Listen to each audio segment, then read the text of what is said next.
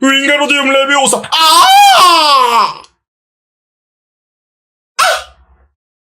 해병소필 악몽.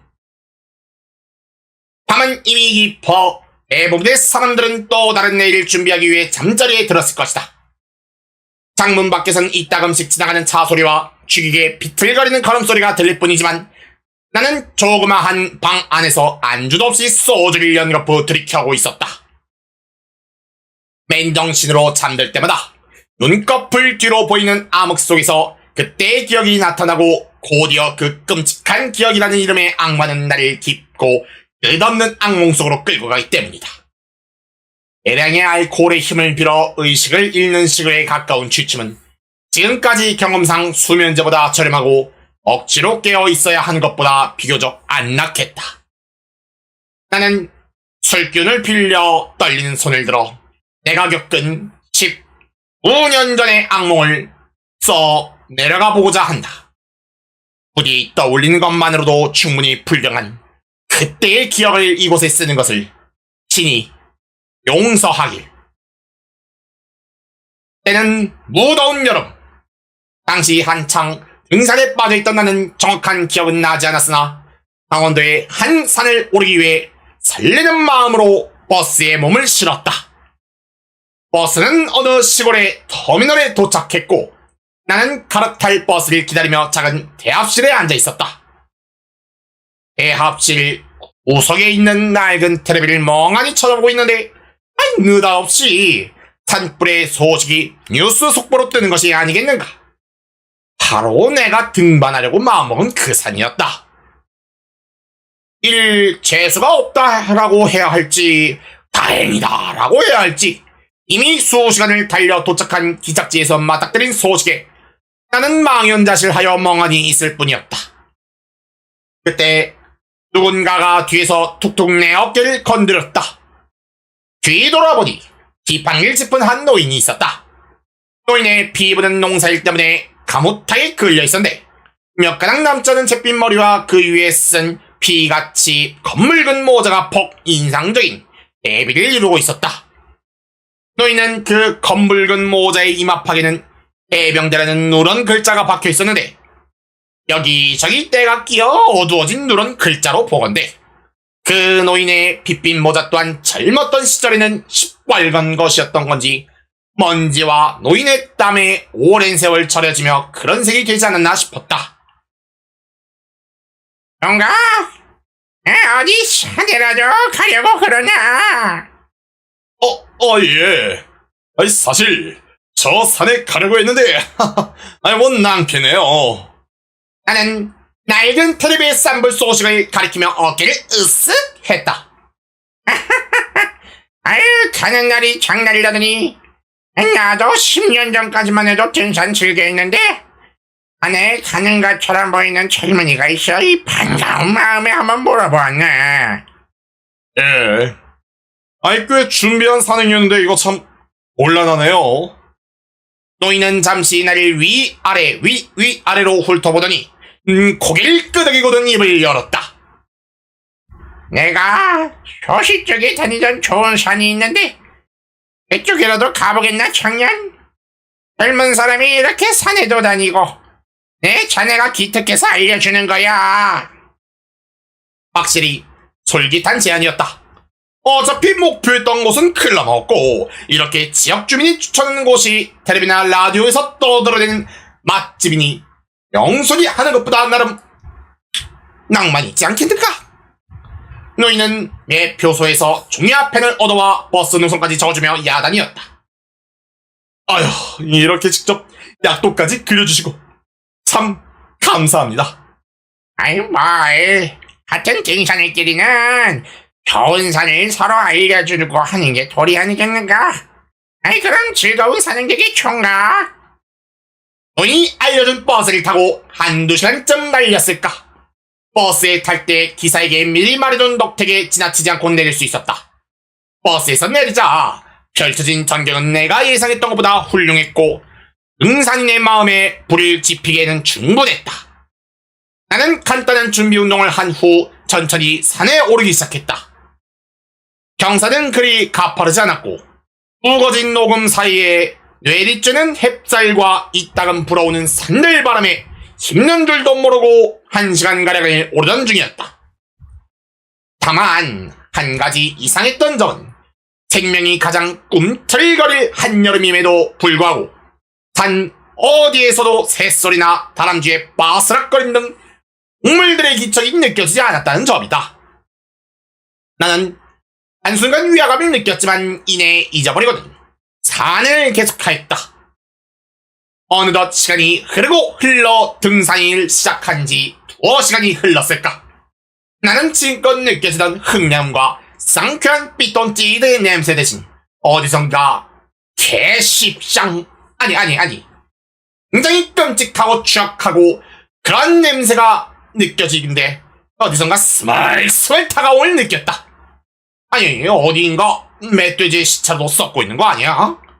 냄새의 근원지를 찾기 위해 이리저리 두리번거리던 중 나무 뒤에 삐쪽 튀어나온 판때기가 눈에 띄었다. 어? 뭐지?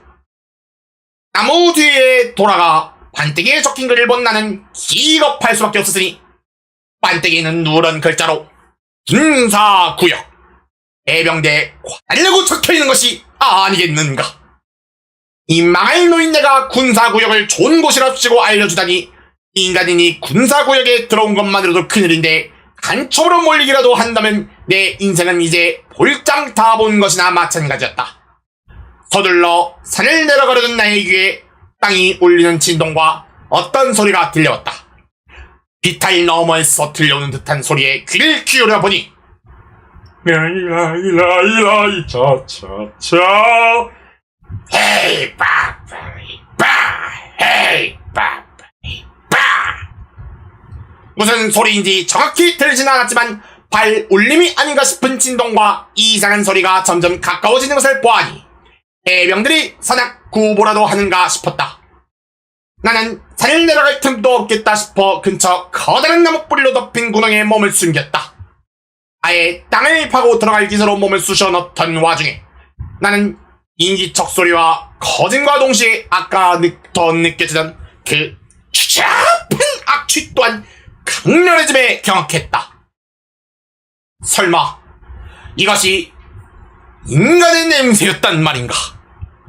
해병대에서 훈련할 때 똥물에 쎄수를 한다고 들었는데 그 말이 사실인가 하고 생각했다. 라이라이 짝짝짝 나무 뿌리 틈새로 슬쩍 내다보니 니다 다를까 알몸에 시뻘건 판바지와 폐광호만 걸친 채 일렬로 이쪽을 향해 달려오는 해병들이 보였다. 뿌리빛 피부에 터질 듯한 근육에 한순간 감탄할 뻔했지만 나는 이내 그들의 괴상한 구보에 정신이 팔려 숨는 것도 잊은 채 그들을 쳐다보고 있었다. 아니 다시 보니 빨간 반바지를 입은 것은 선두의 한 명뿐이었고 나머지는 알몸에 빨강모만 쓴 채로 앞뒤로 바짝 붙은 채 뒷동거리며 뛰는 것이 꼭 어릴 적 친구들과 허리를 길게 잡고 놀던 기차놀이의 저급한 버전이라도 되는 듯 하였다. 의문점이라면 그들은 앞사람의 어느 것도 붙잡지 않았고 자신의 고관을 앞산무림에 공동장에 딱 뻗치고 꽤나 빠르게 뛰고 있는데 아니 당최 어떻게 고정을 하고 있는지 도무지 알 수가 없었다. 그런 고민도 잠시 선두에서 홀로 뛰던 해병이 멈춰서더니 천둥 같은 목소리로 뒤따라오는 행렬에 소리쳤으니 빙이체 증시 선두 해병의 외침에 나머지 해병들 또한 그 기괴한 행진을 멈췄다. 어째서 멈춰선 것일까 하는 의문이 들 찰나 선두의 해병이 또다시 소리쳤으니 끈끈 핫비야 프로 핫빌레이저리 개똥하라. 아니 강간이라는 이름은 무엇이고 해병 레이더는 또 무엇이란 말인가. 아까부터 쏟아지는 이해할 수 없는 광경의 단어들에 나는 도무지 정신을 차릴 수 없었다. 하지만 강간으로 추정되는 해병이 행렬에서 빠져나와 버리는 행각에 나는 또다시 경악을 하게 되었어.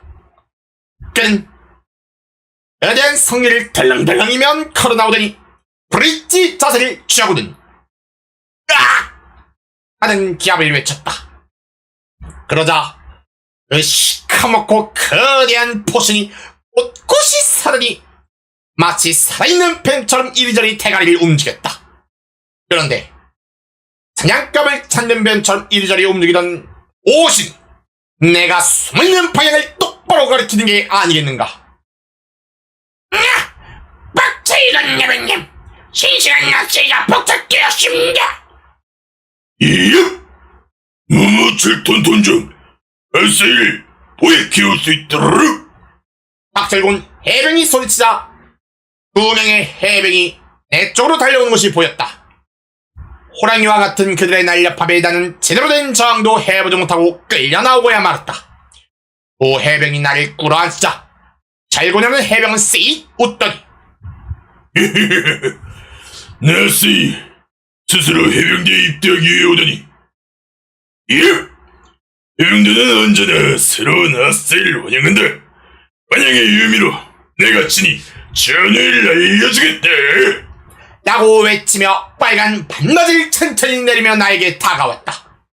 반바지를 벗은 그의 고관에 달려있는 그 애대하고 끔찍한 물건을 보고는 나는 나를 붙잡고 있는 두 해병이 내 옷을 벗기고 운동장을 쳐들게 하는 것에 저항할 의지마저 잃고 말았다. 그의 거대한 포신이 나를 꿰뚫려던 그때 정렬에 있던 해병 무리에서 누군가가 전광석화처럼 달려와 박철곤 해병을 가로막았다. 이씨발 똥개 샤들아 씨. 더 들어온 씨발 개짓거리는 니들끼리 하는 것만으로 족하잖아 이씨. 야 민간한테 뭐하는 짓이야.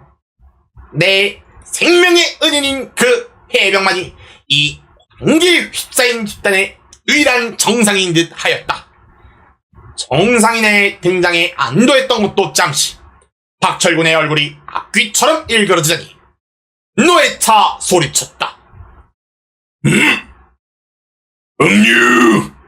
신선한 진해를 모독하다니! 새끼! 그러더니 앞이 가로막고 있던 황룡이라는 해병의 몸을 자신의 포스로 꿰뚫어 버린 게 아니겠는가. 푹찍! 이것이 정녕 인간이 할 수 있는 짓이란 말인가. 그가 포스를 뽑자 황룡은 비틀거리며 뒷걸음쳤다. 나는 이미 치명상을 입은 듯한 그를 간신히 부축했다. 이게 도대체 무슨... 당신들은 도대체 누굽니까? 아저씨! 제가 시간을 끄는 동안 어서 도망이나 치쇼. 그는 간신히 그렇게 말하니 남은 힘을 간신히 끌어모아 외쳤다. 공군! 공군이 나타났다잉! 그러자 악귀 같은 모습으로 서있던 박철곤을 비롯한 해병들은 무슨 깜찍한 괴물려도 마주한 것 마냥 혼란에 빠져 도망치는 것이 아니겠는가. 네! 참새놈들이다! 저는 약발력실시! 그런 눈물 비명을 지르며 도망가던 박철곤은 우덩이 속으로 머리를 쳐박고는 불빛 공둥이만을 하늘로 번쩍 쳐들고는 사씩나무 떨듯이 벌벌 떨고 있었으며 나머지 해병들 또한 저 멀리 도망가거나 박철곤과 비슷한 자세를 취하고 있었다. 아유 죽겠다 씨. 지금입니다. 아유 저는 어차피 곧 살아날 테니까 제 걱정은 마시고 어서 도망가세요. 황룡은 그렇게 다시 살아나는 이해할 수 없는 말을 하고는 나를 비탈 아래로 떠밀었다. 뻣벽히나 굴러서 비탈 아래로 떨어진 나는 정신 차릴 새도 없이 공포에 휩싸여 방향도 모른 채 무조건 단 아래로 내려갔다. 제대로 기억조차 나지 않는 그날의 일 중 가장 마지막으로 내가 기억할 수 있었던 것은 거의 구르듯이 산을 내려가던 나의 뒤 저 멀리서 박철곤의 무시무시한 절규인지 함성인지 모를 것이 내 뒤통수를 때리듯이 울려 퍼졌던 것이었다. 아씨!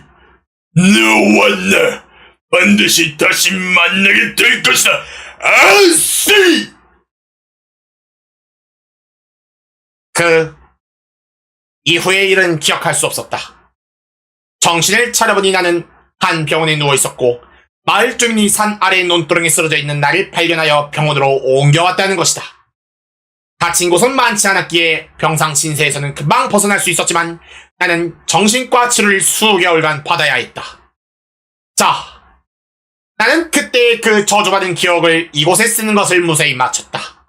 10여 년의 세월이 흘렀음에도 나는 그때의 악기들을 떠올리며 내가 쨍쨍한 대낮에도 부들거리며 떨곤 했다. 하물며 지금 같은 달도 뜨지 않은 새벽에는 어떻겠는가? 그 시커먼 어둠 속에서 더더욱 그것들이 보인다. 나는 소주 한 잔을 더 들이킨다. 그러나 안개처럼 스며드는 공포에 비하면 술 기운은 너무나도 약했기에 나는 무력한 노예처럼 알코올에 빠져들었다. 나는 지금 모든 것을 끝내려 한다. 그때의 사건을 날리기 위해 혹은 사람들의 경멸적인 즐거움을 위해 모든 것을 글로 설명함으로써 말이다. 가끔씩 그 모든 것이 철저한 환영은 아니었을까? 산불 소식을 들었던 그때의 대합실에서 꾼 한바탕 악몽은 아니었을까? 자문을 하고 난다. 그런 자문에서 돌아오는 대답은 언제나 끔찍하리만큼 세기상한 장면이다. 잠들 때마다 나는 그 정체 모를 것들 존재 때문에 몸서리치고 난다. 지금 이 순간에도 자신들의 끈적끈적한 막세에서 기거다 허우적거리며 그대의 우상을 숭배하고 서로의 육체를 탐하며 역겨운 전회를 나누고 있을 존재들 말이다. 그것들이 어느 날 부대를 뛰쳐나와 보잘것없는 민간인들을 모조리 악취나는 포신으로 유리하는 날 꿈에 나타난다. 부대의 담벼락이 무너지고 뿌릿빛 살덩이들이 대혼란에 빠진 세상의 한복판으로 부상하는 날, 곧 끝을 낼 시간이다. 붉은 봉고차의 엔진 소리가 들려온다. 악취나고 추악하고 거대한 몸뚱이가 육중하게 바닥을 밟고 오는 굉음이 들려온다. 날 찾지 못할 것이다. 이럴 수가. 저 포신 항문, 저 항문! 반갑다, 아씨! 아!